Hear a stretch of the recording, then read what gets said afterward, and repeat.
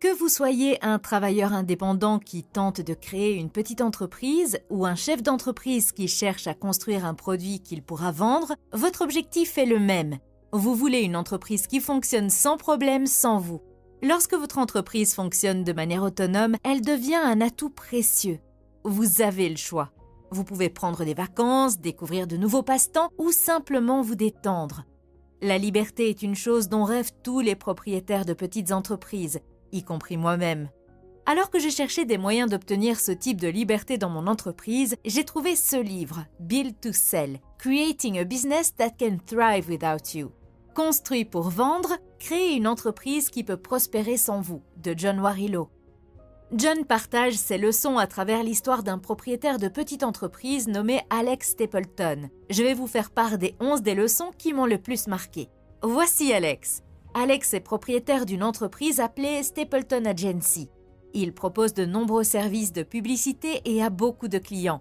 Mais il a un gros problème. Alex fait presque tout le travail lui-même parce que ses clients ne veulent traiter qu'avec lui. Alex est fatigué. Il passe son temps à courir d'un problème à l'autre. Ses employés, ils sont en dessous de la moyenne. Ils ne sont pas bons dans ce qu'ils font. Et puis, il y a l'argent. Un mois, il gagne bien sa vie et le mois suivant, il a du mal à payer les factures. Lorsqu'Alex a créé son agence, il rêvait d'embaucher les meilleurs collaborateurs, de bien les payer, d'obtenir des clients de renom et de vendre un jour l'entreprise pour un montant élevé. En réalité, il a affaire à des employés moyens, à des clients difficiles et à un stress qui ne disparaît jamais. Ses revenus, ils sont en dents de scie, en hausse un instant, en baisse l'instant d'après.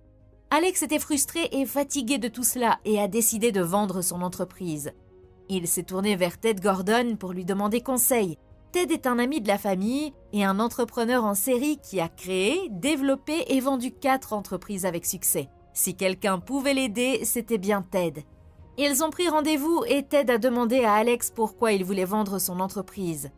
Alex a parlé de ses problèmes avec ses clients, de son équipe moyenne et du fait que les clients voulaient toujours traiter avec Alex lui-même. Il s'est également plaint de l'irrégularité de son flux de trésorerie. Alex a été choqué par la suite. Ted lui a dit que son entreprise ne valait rien et qu'il ne pourrait pas la vendre. Alex est effondré. Il avait passé 8 ans à construire Stapleton Agency et voilà que l'homme qu'il respectait le plus dans le monde des affaires lui disait que son entreprise ne valait rien. Ted a expliqué que la principale erreur commise par les entrepreneurs est de créer une entreprise qui repose trop sur eux. En conséquence, de nombreux chefs d'entreprise se retrouvent piégés dans une entreprise invendable. Les clients demandent constamment à traiter avec le propriétaire, le cycle se répète et le propriétaire reste bloqué. Une entreprise qui dépend de son propriétaire est invendable, même si elle est rentable. Mais Ted a ajouté que si Alex voulait créer une entreprise capable de fonctionner et de prospérer sans lui, il devrait procéder à quelques changements. Ce ne serait pas facile, mais Ted pourrait l'aider. Ted a demandé à Alex s'il était prêt à suivre ses conseils. Alex a répondu par l'affirmative et ils ont convenu de se rencontrer tous les mardis à 9h du matin. Le premier conseil de Ted, isoler le produit qui a le potentiel d'évoluer. Ted a confié à Alex sa première mission. Il lui a posé une question importante, une question que tout entrepreneur doit se poser. Quels sont les projets pour lesquels tu es vraiment doué ? Si Ted a commencé par cette question, c'est parce que la première étape de la création d'une entreprise qui peut prospérer sans vous consiste à identifier le bon produit à vendre. Et le bon produit est celui qui a le potentiel d'évoluer. Les produits évolutifs répondent à 3 critères clés. Ils sont enseignables, utiles et reproductibles. Enseignable signifie que vous pouvez former d'autres personnes à les construire et à les vendre. Les produits de valeur sont des produits que vos clients sont prêts à payer parce qu'ils résolvent un problème important pour eux. Répétable, les clients reviennent les chercher encore et encore, tout comme leur marque de café préférée. Souvent, vous constaterez que les produits les plus riches en enseignement sont ceux que les clients apprécient le moins. À l'inverse, les produits que vos clients apprécient le plus sont ceux qui sont le moins faciles à enseigner. C'est normal, lorsqu'Alex a rencontré Ted le mardi suivant, il avait déjà sa réponse. Alex avait réfléchi et s'était rendu compte que le meilleur travail consistait à concevoir des logos. Ils avaient mis au point un système détaillé qu'ils suivaient et qui leur permettait de créer des logos stratégiques de grande qualité adaptés aux besoins de chaque client. Les clients appréciaient ces logos parce qu'ils faisaient partie d'un effort de marque plus important et plus stratégique, conçu pour apporter une valeur ajoutée significative à une entreprise. C'est pourquoi Alex pouvait facturer 10 000 $, car ses projets prenaient souvent des mois à réaliser et apportaient une valeur ajoutée à long terme. Et une fois qu'ils ont réussi à créer un logo, ils ont mis le pied dans la porte. Les clients revenaient souvent, demandant d'autres logos lorsqu'ils lançaient de nouvelles lignes de produits. Ted a demandé à Alex d'expliquer le système et ils ont fini par mettre au point un processus de conception de logo en 5 étapes. Étape 1, vision. Étape 2, personnification. Étape 3, esquisse des concepts. Étape 4, épreuve en noir et blanc. Étape 5, conception finale. Ted a recommandé à Alex de concentrer son activité uniquement sur les logos. Les logos sont un domaine dans lequel l'entreprise d'Alex est douée et qui est évolutif. Deuxième conseil de Ted, ne généralisez pas. Spécialisez-vous. Une fois que vous avez trouvé le bon produit, concentrez-vous sur celui-ci. Alex n'aimait pas l'idée de se concentrer uniquement sur les logos. Il a expliqué qu'il ne pouvait pas bâtir une entreprise uniquement sur les logos. Son plus gros client ne faisait même plus appel à l'agence Stapleton pour ses logos et la plupart de ses autres clients avaient besoin de bien d'autres types de projets. Ted n'a pas mâché ses mots. « C'est le problème, Alex. Tu essaies de faire trop de choses différentes. Cela signifie que tu as besoin de spécialistes, mais tu ne peux pas te le permettre. Tu te retrouves donc avec une équipe qui est juste moyenne dans beaucoup de domaines, mais qui n'est excellente dans aucun d'entre eux. C'est la raison pour laquelle vos résultats sont faibles. Si vous vous concentrez sur une seule chose et que vous engagez des spécialistes dans ce domaine, la qualité de votre travail s'améliorera, vous vous démarquerez de vos concurrents et vous deviendrez plus efficace dans la livraison de votre produit. L'efficacité et l'amélioration sont le fruit d'une concentration sur une seule chose. Par exemple, ce n'est pas pour rien que Southwest Airlines n'utilise que des avions Boeing 737. De cette manière, l'équipage apprend à connaître un seul équipement et les équipes de maintenance peuvent rapidement repérer les problèmes grâce à une routine de diagnostic. Pour récapituler le conseil numéro 2, ne généralisez pas, spécialisez-vous. Concentrez-vous sur la vente d'un seul produit ou service. Conseil de Ted numéro 3, diversifiez votre clientèle. Alex n'est toujours pas convaincu. S'il se contente de faire des logos, il devrait cesser de travailler pour la banque MNY, son plus gros client. Ted explique que le fait de dépendre de MNY permettrait de dégager des liquidités, mais rendrait la vente de l'entreprise plus difficile. Personne ne veut acheter une entreprise dont 40% du chiffre d'affaires provient d'une seule société. C'est trop risqué. Ted lui a dit que s'il voulait vendre son entreprise, Alex devait avoir un groupe de clients diversifié où aucune entreprise ne représentait plus de 10 à 15% du chiffre d'affaires. Ted a suggéré que l'agence Stapleton devienne le meilleur atelier de conception de logos au monde. Il a demandé à Alex de rédiger le processus en 5 étapes et de commencer à parler de son offre à des clients potentiels. Il lui a dit de ne pas encore renvoyer ses autres clients, mais de commencer à parler du processus de création de logos en 5 étapes à de nouveaux clients potentiels. Il lui a demandé de créer une description d'une page de son approche de la création de logos et de trouver 10 personnes à qui la présenter. Ted, reviens la semaine prochaine et dis-moi comment tu t'en es sorti. De retour au bureau, Alex se concentre sur la mission de Ted. Il a créé une feuille d'une page et l'a envoyée par courrier électronique à 24 clients à qui il n'avait pas parlé depuis longtemps. La semaine suivante, Alex a fait un rapport à Ted et lui a dit qu'à partir de 24 courriels, il avait obtenu 6 rendez-vous et réalisé une vente. Alex était très heureux de cette vente. Il a ajouté qu'il se sentait également plus confiant pour présenter son nouveau processus. Il se sentait comme un expert. Pour récapituler le 3e conseil de Ted, il est risqué de trop dépendre d'un seul client. Veillez à ce qu'aucun client ne représente plus de 15% de votre chiffre d'affaires. Conseil de Ted numéro 4, s'approprier un processus. Devenir une entreprise de produits et non de services. Ted a expliqué que lorsque vous possédez un processus, vous en avez le contrôle. Votre processus unique devient votre produit. Alex, mais la conception de logo reste un service. Ted, votre méthode unique pour concevoir un logo est votre produit. Tu ne personnalises pas ton approche pour résoudre le problème de chaque client. Ton produit est ton processus qui ne dépend pas de spécialistes ou de toi.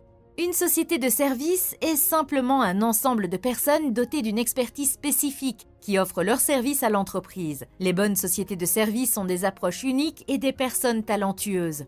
Toutefois, tant qu'elles personnalisent leur approche pour résoudre les problèmes des clients, l'entreprise n'a pas d'envergure et ses activités dépendent des personnes. C'est pourquoi vous devez vous approprier un processus et devenir une entreprise de produits. Pour récapituler le conseil numéro 4, la maîtrise d'un processus facilite la présentation et vous donne le contrôle. En passant d'une approche personnalisée pour chaque client à une méthode unique et cohérente, vous passez d'une société de services à une société de produits. Conseil de TED numéro 5, faites en sorte que l'entreprise ne dépende pas de vous. Lorsque les personnes constituent le principal actif d'une entreprise, celle-ci en devient dépendante et ne vaut donc plus grand-chose, car ces personnes peuvent aller et venir. TED a expliqué à Alex que ce qu'il devait faire ensuite, c'est former des personnes pour gérer chacune des 5 étapes du processus, afin qu'il n'ait pas à être celui qui reconstitue chaque projet à partir de zéro. TED, ne devenez pas synonyme de votre entreprise. Si les acheteurs ne sont pas convaincus que votre entreprise peut fonctionner sans vous, ils ne feront pas leur meilleure offre. C'est pourquoi votre tâche consiste à développer l'agence Stapleton jusqu'à ce que l'entreprise soit indépendante de vous.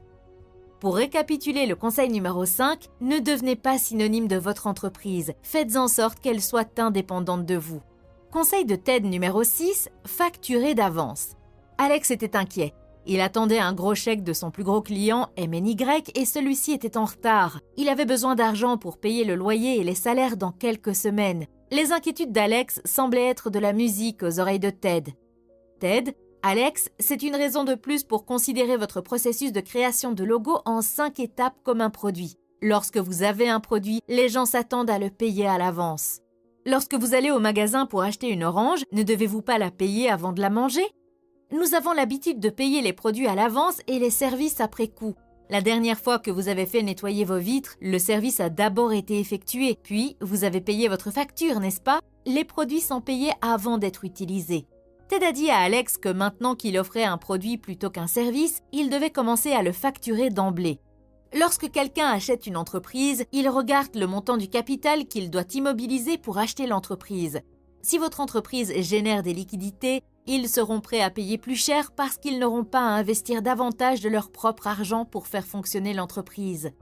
TED a dit à Alex qu'il avait actuellement un flux de trésorerie négatif. Pour un projet typique, il faut 4 à 5 mois pour être payé. TED, si vous facturez d'avance, vous pouvez utiliser leur argent pendant que vous faites le travail. Imaginez que vous ayez 10 clients pour votre processus de création de logo en 5 étapes.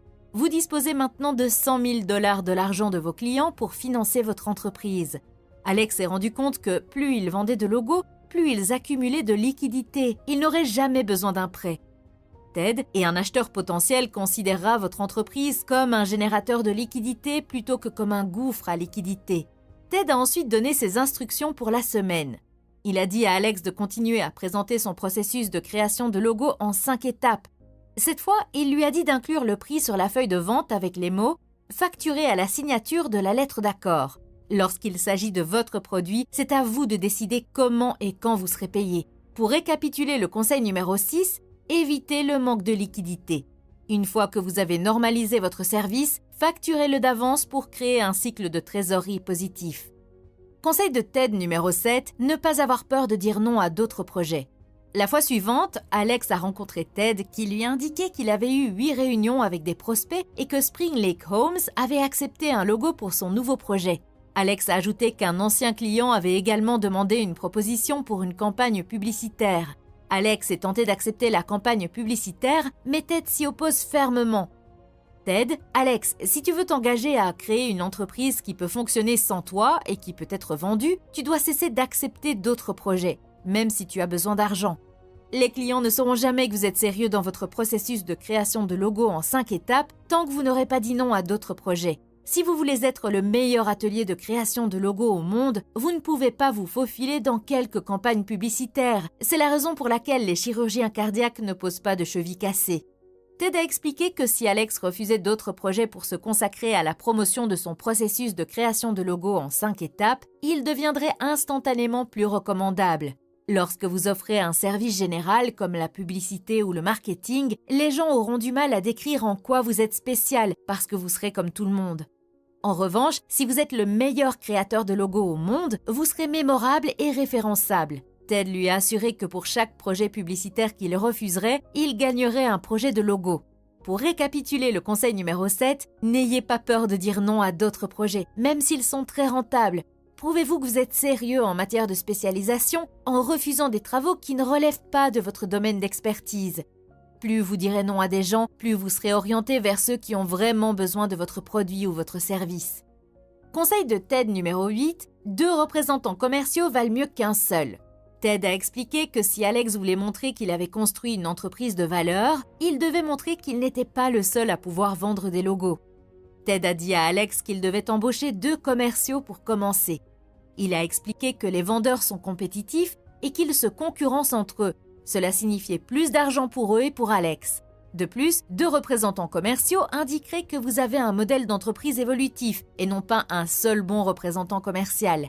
Alex s'est demandé comment il pouvait trouver un vendeur ayant de l'expérience dans la vente de logos et encore moins 2 d'entre eux. Conseil de TED numéro 9, embaucher des personnes capables de vendre des produits et non des services. Alex a passé un entretien avec 2 représentants commerciaux potentiels. Le premier était Blake. Il a fréquenté une université prestigieuse et travaille depuis 2 ans dans une grande agence de publicité. Il s'est également entretenu avec Angie. Angie était une excellente vendeuse de téléphones portables. Elle s'était classée parmi les 10% de vendeurs les plus performants au niveau national. Lors de sa prochaine rencontre avec Ted, il lui a décrit ces 2 candidats. Ted lui a recommandé d'engager Angie. Alex n'est pas convaincu. Blake avait fait de bonnes études, son père connaissait de nombreux PDG de la ville et il travaillait dans l'une des meilleures agences du pays. Ted a expliqué que Blake avait l'habitude de travailler dans une entreprise de service. Il est doué pour les solutions sur mesure. Blake essaierait de vous convaincre d'adapter le processus de création de logos en 5 étapes aux besoins uniques de chaque client. Angie, quant à elle, a l'habitude de vendre des produits. Un vendeur de produits n'a pas le luxe de modifier le produit de son entreprise pour répondre aux besoins d'un client. Il essaie plutôt de faire en sorte que son produit corresponde aux besoins du client. Ted, c'est exactement le genre de personne que vous voulez pour vendre votre produit. Il a embauché Angie qui lui a recommandé un autre commercial avec lequel elle avait déjà travaillé, Seamus. Ensemble, ils forment une excellente équipe. Bientôt, Angie a vendu son premier logo. Alex était ravi. Non seulement il avait créé un processus que d'autres pouvaient mettre en œuvre, mais quelqu'un d'autre que lui pouvait le vendre. Plus tard dans la semaine, Alex a annoncé à son plus gros client qu'il n'accepterait plus de projets autres que des logos. Si Alex continuait à travailler sur des projets autres que des logos, il ne donnerait pas à son nouveau processus une chance de s'épanouir. Le temps lui a donné raison. Le mois suivant, Alex a annoncé à Ted qu'Angie et Seamus avaient vendu 27 logos. Pour récapituler le conseil numéro 9, engagez des personnes qui savent vendre des produits et non des services. Conseil de TED numéro 10, estimez le potentiel de votre marché. Ted a expliqué que pour vendre son entreprise, Alex devrait démontrer à un acheteur qu'il disposait d'un moteur de vente qui produirait des revenus prévisibles et récurrents. Pour ce faire, il devait déterminer le nombre de ventes dont il avait besoin pour faire fonctionner son moteur de vente. Ils doivent également savoir combien d'entreprises se trouvent sur leur marché cible.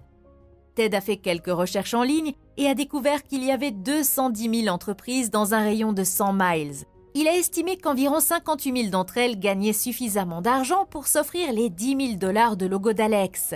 Jusqu'à présent, Alex avait conclu 2 affaires sur les 80 prospects qu'il avait contactés. Cela représente un taux de conclusion de 2,5%.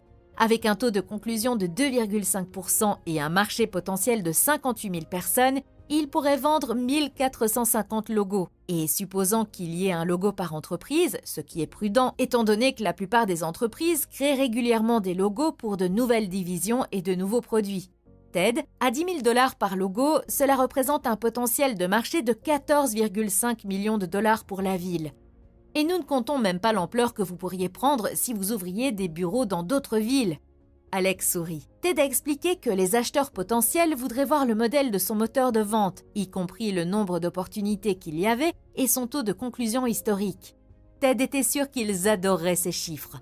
Pour récapituler le conseil numéro 10, déterminez le nombre de prospects qui se transforment généralement en vente. Ce chiffre est crucial lorsque vous vendez votre entreprise, car il aide les acheteurs potentiels à estimer l'opportunité du marché.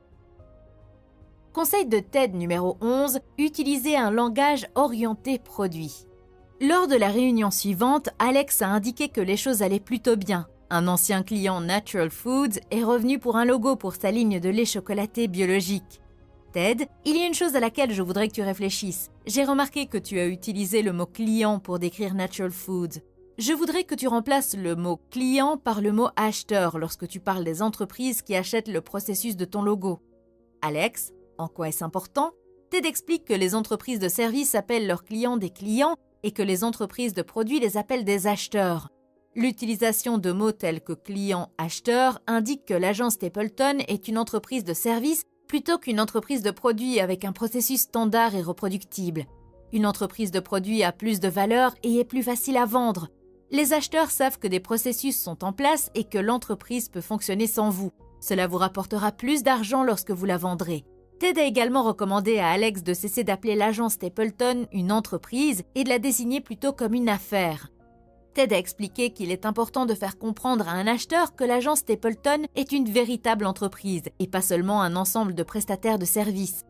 C'est le dernier conseil que j'ai tiré du livre. À mon avis, parmi les 11 conseils dont nous venons de parler, le plus important et le plus difficile à mettre en œuvre est le conseil 5. Faites en sorte que l'entreprise fonctionne indépendamment de vous. Tant que vous n'y êtes pas parvenu, vous n'avez pas d'entreprise, vous n'avez qu'un travail et c'est le pire des emplois. Si vous voulez que votre entreprise fonctionne comme une machine bien huilée, regardez la vidéo que vous voyez sur votre écran. Il s'agit du résumé d'un livre intitulé E-Myth Revisited. Merci d'avoir regardé et j'espère que cette vidéo vous a été utile.